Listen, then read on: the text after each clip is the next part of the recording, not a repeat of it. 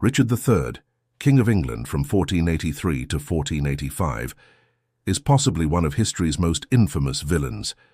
However, his claim to the throne was a bit murky, to say the least. Hi everyone, welcome back to the channel. Today we are discussing the princes in the tower.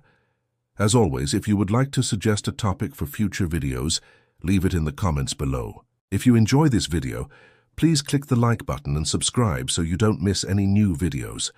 In 1483, Richard became the Lord Protector of England while his brother, King Edward IV, was on his deathbed. He had two young nephews, the princes in the tower, who were next in line after him. There was an issue, however. Their mother, Elizabeth Woodville, was the widow of King Edward. And when she married Thomas, Lord Rivers, without Richard's consent, he became very angry. On June 26, 1483, he had her, along with her lover and two of her brothers, attainted and executed. She was imprisoned in Bermondsey Abbey. And although she spent much of her time at large, she never regained her former status at court. In July, Richard sent the boys away to live with their father in Yorkshire.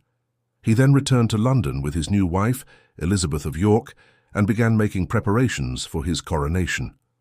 Some sources claim that he intended to declare the boys illegitimate and name Elizabeth and York's son heir to the throne.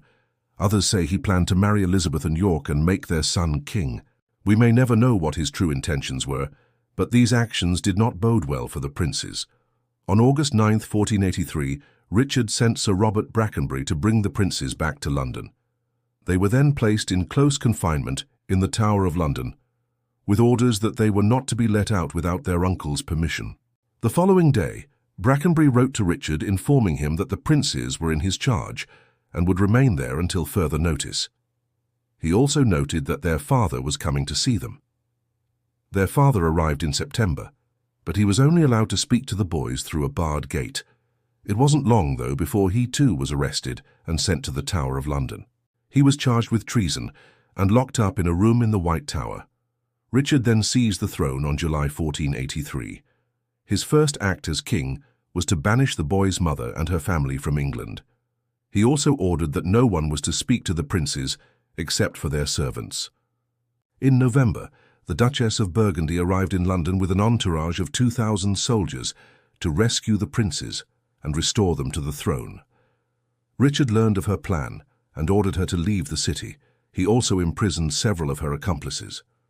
Soon after, he took the title of Lord High Admiral and began building a navy to invade France. When Richard left London, he left his brother George, Duke of Clarence, in charge. He gave Clarence strict instructions to keep the princes in the tower at all costs. But it seems that the Duke had other plans. In January of 1484, Clarence was found dead in his bed with a pillow over his face. His death was officially ruled as asphyxiation, but many believed he was poisoned. There was even a rumor going around that he had been killed by order of Richard. This led to speculation that Richard had the boys killed as well. There are many theories surrounding the princes' deaths.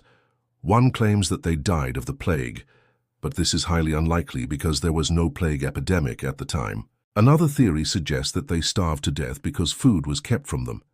However, there is evidence that they were well fed, thanks to the generosity of their servants. Still, another theory claims that they were smothered to death by their servants, who were paid off by Richard.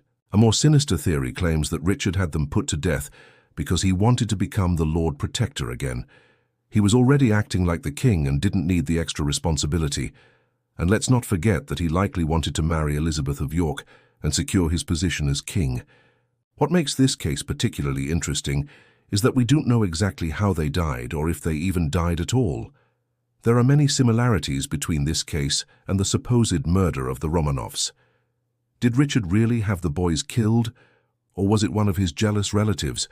We may never know the truth, but it sure makes for a fun conspiracy theory. Thanks for watching. What do you think happened to the princes in the tower?